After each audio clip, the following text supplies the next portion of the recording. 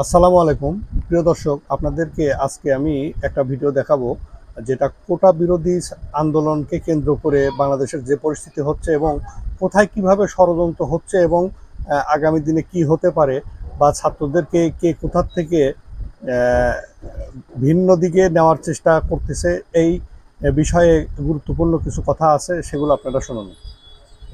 তারা চেষ্টা করছে কি আমাকে টার্গেট করে চা খাওয়ার কথা বলে একজন প্রমিনেন্ট সিনিয়র ইনফ্লুয়েন্সার, নাম বলে তো সবাই চেনে, আমি নাম বলবো না, আমি কারো ক্ষতি চাই না ভাই, আমি শান্তি চাই।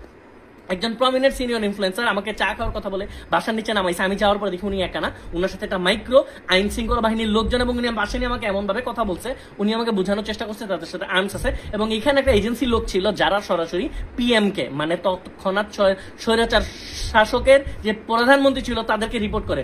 আসসালামু আলাইকুম। একটা বিশাল বড় ট্র্যাপ, একটা বিশাল বড় ষড়যন্ত্র সৃষ্টি করা হয়েছে, এবং আমরা বুঝে না বুঝে কিন্তু এখানে পা দিচ্ছি।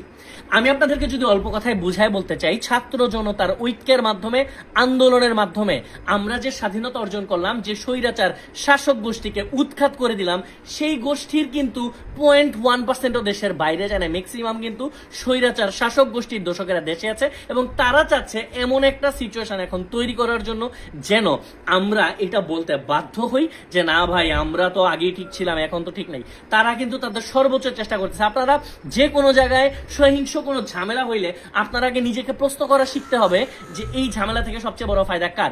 দেখেন, এই স্বৈরাচার শাসক গোষ্ঠী যেটা করতেছে, পরিকল্পিতভাবে সুপরিকল্পিতভাবে মন্দিরগুলোতে হামলা করতেছে যেন আমার হিন্দু ভাই বোনরা রাস্তায় নেমে আসে, এবং এই স্বৈরাচারের দোসররা যারা পলায় আছে তাদের যেন একটা পথ তৈরি হয় আমার হিন্দু ভাই বোনদের সাথে, ওরাও যেন রাস্তায় নেমে আসে, এবং এটাকে বিতর্কিত করে আরো আন্দোলন করে আরো ঝামেলা সৃষ্টির মাধ্যমে যেন দেশটাকে বিশৃঙ্খল করে দেওয়া যায়, এবং এইটা তাদের একমাত্র উদ্দেশ্য। এই উদ্দেশ্যকে কোনোভাবেই সফল হতে দেওয়া যাবে না। দেখেন, শুধু বাংলাদেশ না, পৃথিবীর ইতিহাসে অনেক আগে থেকেই কোনো আন্দোলনকে, কোনো বিজয়কে যদি কেউ নষ্ট করতে চায়, তাহলে হিন্দু মুসলিমদের মধ্যে চেষ্টা করা হয় একটা বিভাজন করার জন্য।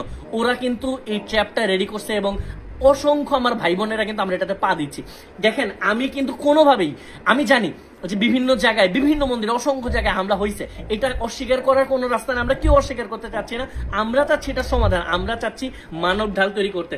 কোথাও কিন্তু এটা প্রচার করা হচ্ছে না যে কয় হাজার মন্দির বাংলাদেশে আছে, কয় হাজার মন্দির সেফ আছে, কয় হাজার মন্দিরের সামনে মানব ঢাল, এইটা প্রচার করা হচ্ছে কম। আমাদের পার্শ্ববর্তী দেশের মিডিয়া কিন্তু প্রচার করছে, এবং ফেক অনেক কিছু প্রচার করছে। যতটুকু হামলা হচ্ছে এটা তো আমরা পক্ষে না, কিন্তু যা হচ্ছে তার চাইতেও বেশি প্রচার করা হচ্ছে, এবং সর্বোচ্চ তারা চেষ্টা করতেছে আমার ভাই বোনদেরকে, আমার হিন্দু ভাই বোনদেরকে যেন রাস্তায় নামা দেওয়া যায়, যেন তাদের বেশ ধরে তাদের পেছন পেছন ওই দোসররা রাস্তায় নেমে আসে এবং আবার জ্বালাও পোড়াও করে একটা বিশৃঙ্খলা দেশে তৈরি করে দেয়।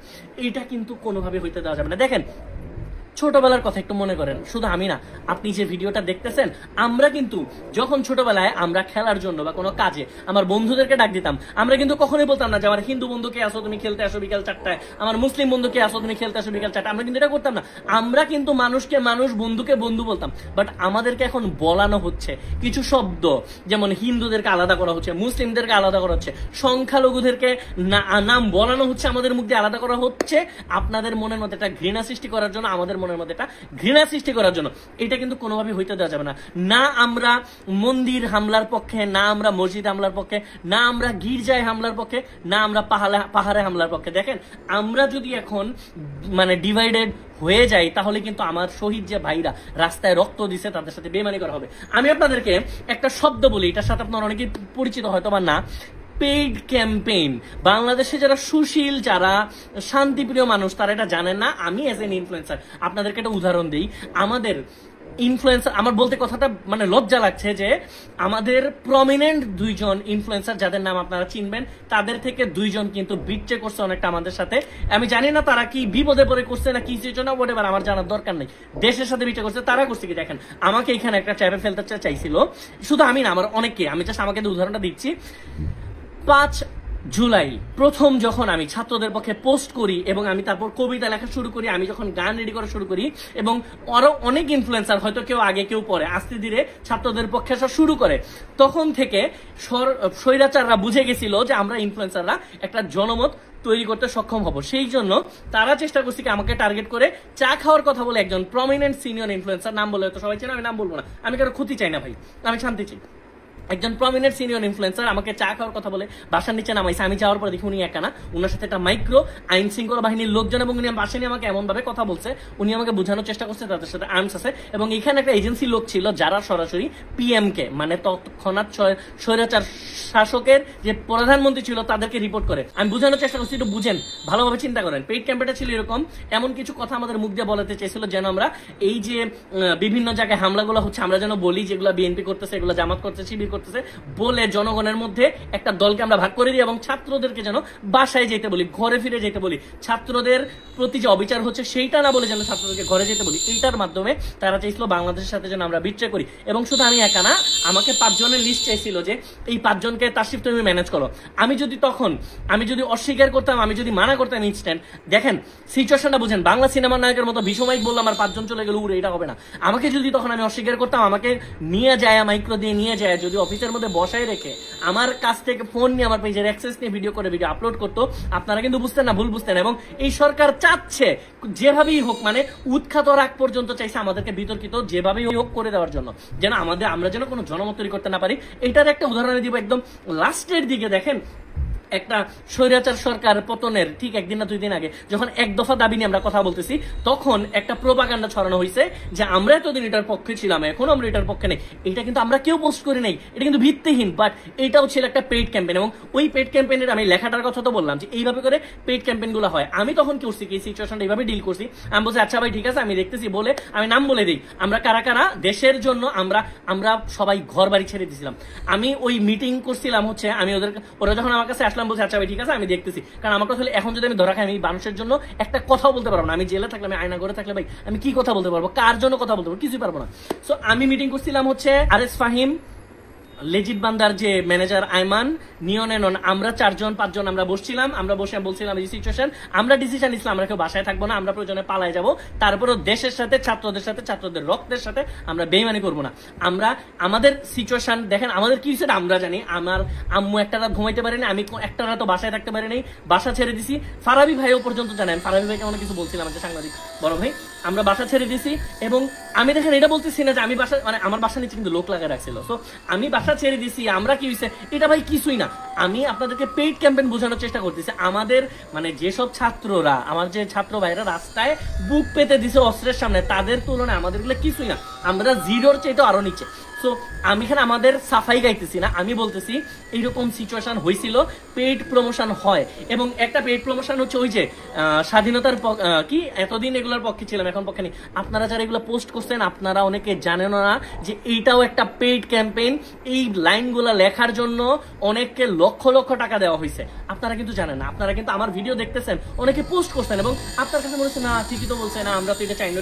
ভাই 16 বছর ধরে আমরা স্বৈরাচার শাসকের আন্ডারে ছিলাম, আমরা এতদিন সহ্য করছি, কিছুদিন ধৈর্য ধরতে হবে জেলে যাওয়া পর্যন্ত। দেখেন এরা করছে কি, দেশে যখন বিশৃঙ্খলা তৈরি করলো, দেশে যখন মন্দিরে অ্যাটাক করা শুরু করলো, এমন একটা জায়গা তৈরি করছে যেন আমরা এটা বলতে বাধ্য হই এই স্বাধীনতাকে আমরা চেয়েছিলাম। দেখেন পেইড প্রমোশন গুলো এমন হয়, লেখাগুলো এমন থাকে যেন আমার আপনার মনের সাথে 70 থেকে 80% মিলে যায়, এবং বাকি 20%-এ ওরা ওদের এজেন্ডাগুলো বাস্তবায়ন করার চেষ্টা করে থাকে। সো এই ধরনের পেইড প্রমোশন আগে ছিল, মাঝখানে হইলো, সামনে আরো হবে, বিভিন্ন রকমের এরকম পোস্ট দেখবেন। সো হুট করে বিভক্ত হয়ে যাওয়ার আগে, রাস্তায় নেমে যাওয়ার আগে বুঝার চেষ্টা করবেন যে ফায়দা নেওয়ার চেষ্টা করছে কারা, এখানে ষড়যন্ত্রটা করছে কারা। সো আমি এটা বলবো না যে আপনার এখানে অ্যাটাক হয়েছে আপনি কথা বলবেন, অবশ্যই কথা বলবেন, আমরা কোন অ্যাটাকের পক্ষে না। আমরা এই যে আমি আগেও বলছি যে আমরা কোথাও অ্যাটাক হোক এটা চাই না, আমরা চাই শান্তি চাই। এই শান্তি চাওয়ার জন্য আরো কয়েকটা দিন ধৈর্য ধরতে হবে। দেখেন এদের এত বড় একটা সংগঠনিক স্বৈরাচার শাসক গোষ্ঠী, এরা কিন্তু উৎখাত হয়ে যায় নাই, এরা কিন্তু এখনো বাংলাদেশে আছে, এরা অনেকে ছবি চেঞ্জ করে ফেলছে। এদের মধ্যে যে সবাই খারাপ, ধরেন 99% খারাপ, 1% ভালো আছে, কিন্তু এরা এখন বিপদে আছে, অনেকে মাইর খাইছে। তো এরা কিন্তু পালায় যায়নি কোথাও, এরা কিন্তু সর্বোচ্চ চেষ্টা করবে আবার যেন যে কোনো ভাবে হোক ক্ষমতায় আসা যায়। সো এদের এই যে ট্র্যাপ, এই ট্র্যাপের মধ্যে আল্লাহর ওয়াস্তে কেউ পা দিবেন না। হুট করে এই যে রাস্তায় চলে যায় না, আপনি যাবেন, আপনার সাথে মিশে এই স্বৈরাচার শাসকের দোসররা যাবে, 2টা বিল্ডিং এ যখন ঢিল মারবে, যখন পুলিশ এখানে যে বাধা দিবে, তখন অনেক মুসলমানদের মধ্যে অনেকেই বলে উঠবে, অনেক বুঝবে না। আবার অনেকে পেইড ক্যাম্পেইন, ওই যে ওদের মধ্যেই মুসলমান, যেমন দেখেন হিন্দু মুসলিম কিন্তু আওয়ামী লীগ আছে, ছাত্রলীগ আছে, যুবলীগ আছে, সব জায়গাতেই আছে। তো এদের মধ্যে অনেকে আবার বলে উঠবে কি যে এই হিন্দুরা এখানে এখন এই বিল্ডিং করে অ্যাটাক করতেছে, এটা আমরা মানি না, এই না বিনাশী না, এরা চাচ্ছেই হচ্ছে একটা বিভাজন। সো এই বিভাজন যেন কোনোভাবেই না হয়, চোখ কান খোলা রাখবেন, সতর্ক থাকবেন। এবং আমি হাইলি রিকোয়েস্ট করব আমার হিন্দু ভাই বোন যারা আছেন, দেখেন আমরা কিন্তু কখনো কোনোদিন আলাদা করে আমার কোনো ভিডিওতে দেখবেন না যে কোনো বন্যায় কাজ করছে, কোথাও কাজ করার সময় বলছি যে ভাই হিন্দু ভাই বোন হেল্প করেন, মুসলিম। আমি বলছি আমার ভাই বোন। তো আমার ভাই বোনদেরকে বলবো আপনারা আওয়াজ তোলেন, আপনারা কথা বলেন। এই যে পার্শ্ববর্তী দেশ থেকে যেসব গুজব ছড়ানো হচ্ছে এগুলো আমাদেরকে রুখে দিতে হবে। আমার হিন্দু ভাই বোনদের কথা বলাটা এখন আরো বেশি জরুরি। হিন্দু যারা নেতৃত্বে আছেন আপনারা কথা বলেন যে কিভাবে করে এরা ম্যানিপুলেট করার ট্রাই করতেছে, চেষ্টা করতেছে আপনাদেরকে রাস্তায় নামানোর মাধ্যমে যেন এটা হয়। দেখেন রাস্তায় নামা অপরাধ না, আপনার রাস্তায় নামতে পারেন, কিন্তু এটা মাথায় দেখেন আপনাদের এখানে কাউকে জায়গা দিয়ে না আল্লাহর ওয়াস্তে। এই দোসরদেরকে, এই দোসররা কিন্তু আপনাদের মাথায় কাঁঠাল রেখে লবণ দিয়ে খাওয়ার চেষ্টা করতেছে। সো চোখ কান সতর্ক রাখেন, খোলা রাখেন। শুধু 14 তারিখ না, শুধু 15ই অগস্ট না, এরা কিন্তু সামনেও চেষ্টা করতেছে, এরা করতেই থাকবে। কোনো রকম ভাবে এদেরকে প্রশ্রয় দেওয়া যাবে না। এবং যত রকম অন্যায় হয়েছে বাংলাদেশের সমস্ত অন্যায়ের বিচার হবে ইনশাল্লাহ। এদেরকে জেলে যেতেই হবে। এরা যারা অন্যায় করছে, যারা আমার ভাইদের উপর গুলি চালাইছে, যারা এতদিন ঝামেলা করছে, এদেরকে আমরা কোনোভাবেই ছেড়ে দিব না। আমরা আইন নিজের হাতে তুলে নিব না। বাট মাত্র এই যে পুলিশও এখন, পুলিশ প্রশাসন এখন আবার আসতেছে সামনে, আর্মিও খুব ভালো কাজ করতেছে। আর্মি ছাড়া তো এই স্বাধীনতা অর্জন করা সম্ভব ছিল না। সো আমরা এদেরকে আইনের মাধ্যমে এদেরকে বিচারের আওতায় নিয়ে আসবো ইনশাল্লাহ। কোনো রকম ভাবে এই স্বৈরাচার শাসকদের প্রভাবে প্রভাবিত হবেন না। চোখ কান খোলা রাখেন। ইনশাল্লাহ আমরা এত কষ্ট করে আমাদের এই একটা স্বাধীনতা আমরা অর্জন করছি, আমরা এটাকে রক্ষা করবো।